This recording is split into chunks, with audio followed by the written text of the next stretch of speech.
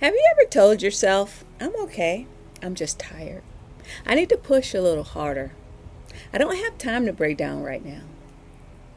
But then your body starts speaking anyway, through tension, through exhaustion, through brain fog, through headaches, through waking up tired, through that heaviness that you can't quite explain. Sometimes we think we've moved on, but our body is still carrying what our mouth never say out loud. And that's what I want to talk about today. Because your body keeps score. Not to punish you, not to shame you, but to get your attention.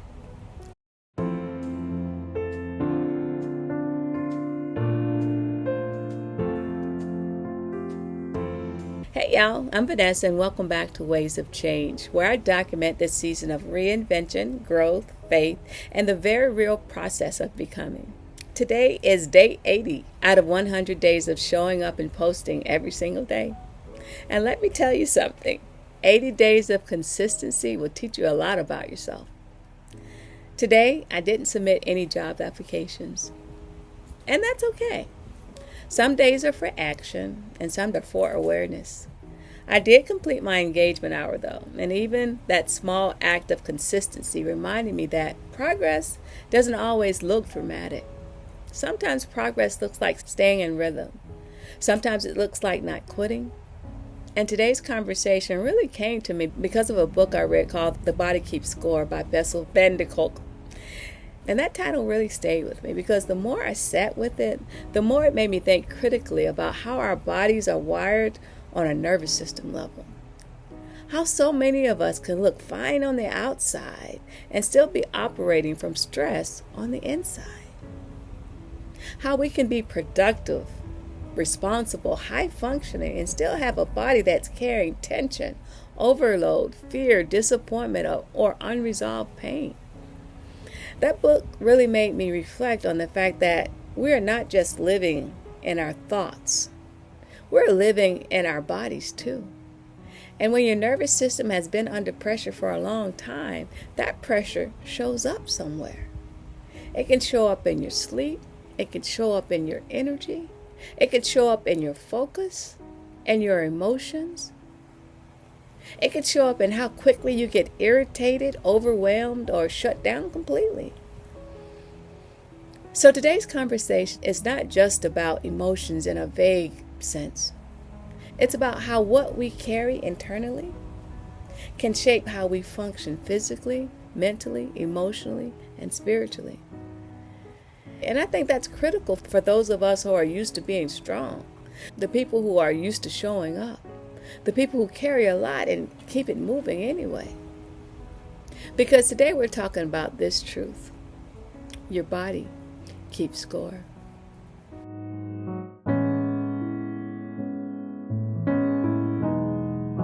I think one of the biggest lies high-functioning people believe is this: if I can still function, I must be okay.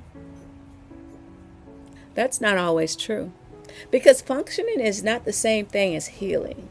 You can get up, go to work, take care of people, answer emails, show up polished, smile in public, handle business, and still not be okay.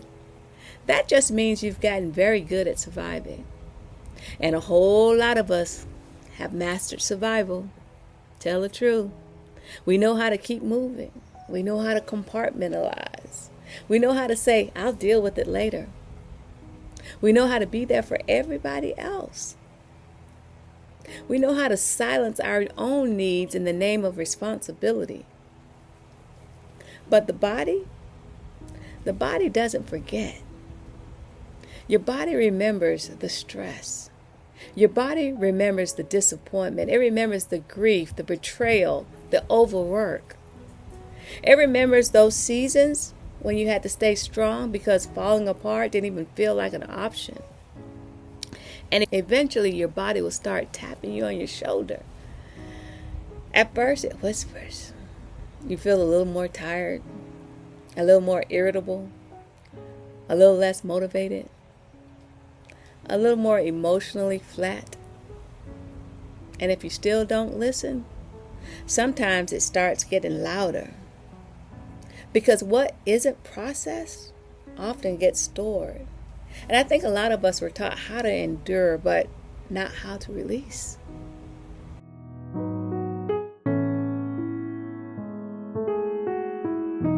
Now let's talk about being the strong one.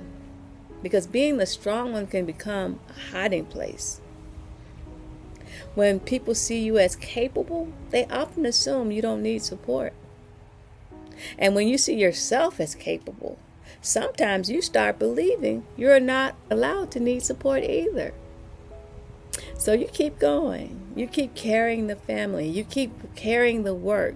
You carry the transition. You carry the uncertainty. You carry other people's expectations. And then you wonder why your shoulders stay tight, why your mind keeps racing, why you can't sleep at night, why your body feels like it's been bracing for impact for years. Quite frankly, it probably has. Some of us have lived in stress mode for so long that calm feels unfamiliar. Some of us have been in go mode so long that rest feels irresponsible. Some of us have pushed through for so long we don't even realize how disconnected we've become from ourselves. And that disconnect can show up in so many ways. It could look like snapping faster than usual. It could look like feeling numb. It could look like procrastination. Hello. It could look like overthinking. It could look like not being able to enjoy good moments because your body is still waiting for the next bad one. That doesn't mean you're broken. It just means you've been carrying something heavy.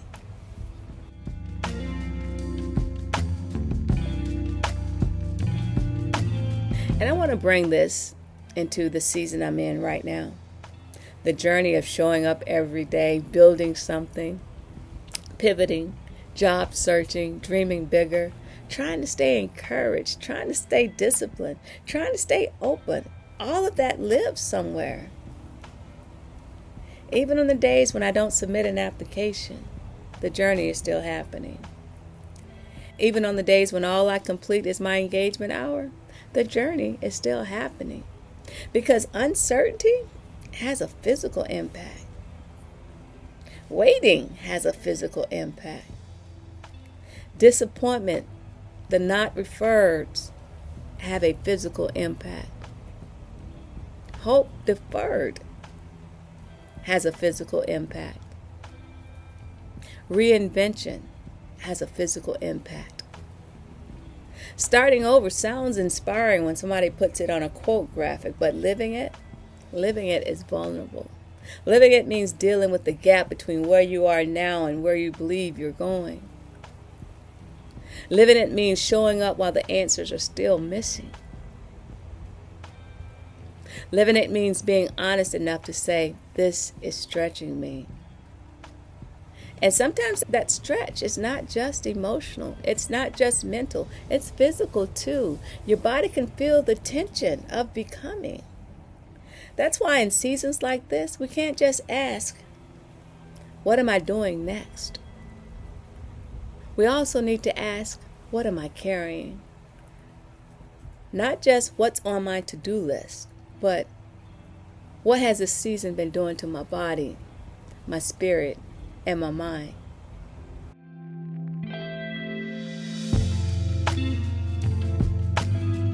I really want somebody to hear this part. Listening to your body isn't weakness, it's wisdom. Rest is not laziness. Slowing down is not failure. Pausing to check in with yourself is not being dramatic. Needing recovery doesn't mean you're less resilient. It might actually mean you're finally being honest with yourself. And that's good. Because you can't heal what you keep dismissing. You can't tend to what you keep minimizing. You can't care for yourself well if you keep acting like your body is just a machine that exists to produce, perform, and push through. Your body is not your enemy. Your body may actually be your first warning system. It may be the place where God is trying to get your attention, not through fear, but through invitation. An invitation to notice, an invitation to release, an invitation to slow down enough to tell the truth, to stop calling burnout just a busy season, to stop calling anxiety just how I am, to stop glorifying the kind of strength that slowly drains the life out of you. Because that's not the only way to be strong.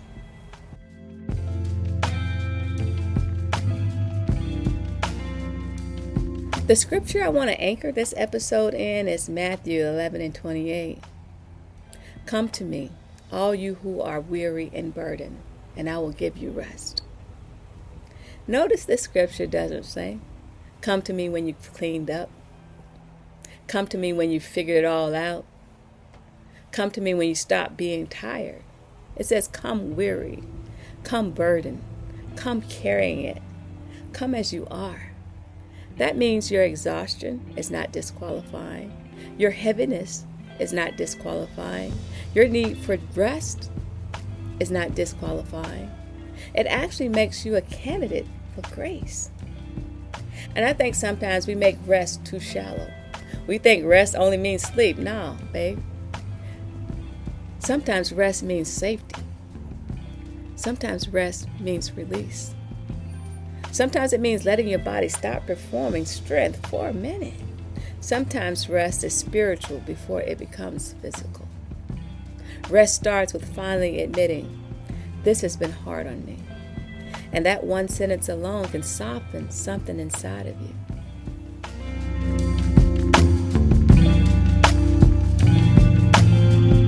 Let's get practical for a minute.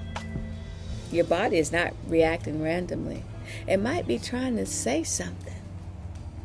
It might be saying, I need a break. I need more boundaries. I need more quiet. I need time to process. Your body might be saying, I need you to stop stuffing everything down. I need you to stop acting like that didn't hurt. I need you to stop pushing me like I'm limitless. I need you to care, not criticize. And frankly, a lot of us are quicker to judge ourselves than we are to care for ourselves. We say things like, what's wrong with me? Why can't I just get over it? Why am I so tired? Why can't I just push through? But maybe a better question is this. What has my body been carrying that my mouth hasn't made space to admit? That question creates compassion. That question opens the door to healing.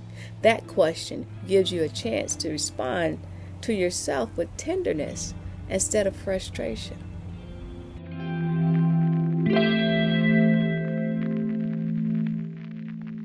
And I really want to say this, especially for our strong women. You don't have to earn rest by completely falling apart first. You don't have to wait until you're on edge. You don't have to wait until your body forces you to stop. You don't have to wait until you're depleted beyond recognition. You're allowed to care for yourself before the crash. You're allowed to build a life that doesn't constantly require your body to recover from it.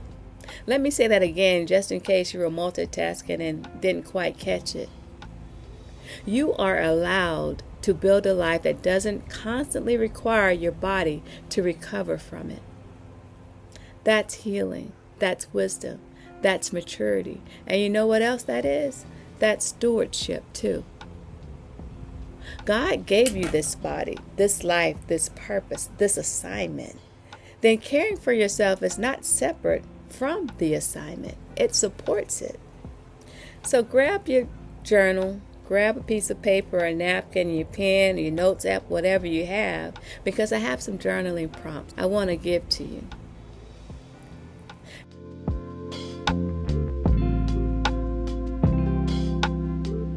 Don't rush through these. Sit with them. Write them down. Come back to them later if you need to.